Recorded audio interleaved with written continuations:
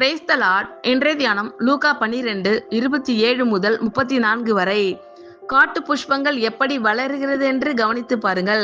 அவைகள் உழைக்கிறதும் இல்லை, நூற்கிறதும் இல்லை. என்றாலும் சாலமோன் முதலாய் தன் சர்வ மகிமையிலும் அவைகளில் ஒன்றை போலாகிலும் உடுத்தி இருந்ததில்லை என்று உங்களுக்கு சொல்லுகிறேன்.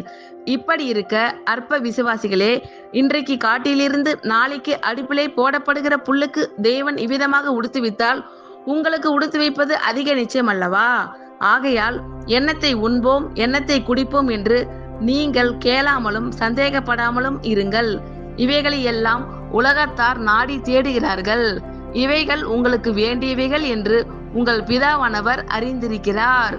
தேவனுடைய ராஜ்யத்தையே தேடுங்கள், அப்பொழுது இவைகள் எல்லாம் உங்களுக்கு கூட கொடுக்கப்படும். பயப்படாதே சிறுமந்தையே, உங்களுக்கு ராஜ்யத்தை கொடுக்க உங்கள் பிதா பிரியமாய் இருக்கிறார். உங்களுக்கு உள்ளவைகளை விற்று பிச்சை கொடுங்கள். பழமையாய் போகாத பணப்பைகளையும் குறையாத பொக்கிஷத்தையும் பரலோகத்திலே உங்களுக்கு சம்பாதித்து வையுங்கள். அங்கே திருடன் அணுகுகிறதும் இல்லை, பூச்சி கெடுக்கிறதும் இல்லை. உங்கள் பொக்கிஷம் எங்கே இருக்கிறதோ அங்கே உங்கள் இருதயமும் இருக்கும். ஆமென். கர்த்தர் உங்கள் அனைவரையும் ஆசீர்வதிப்பாராக. God bless you all.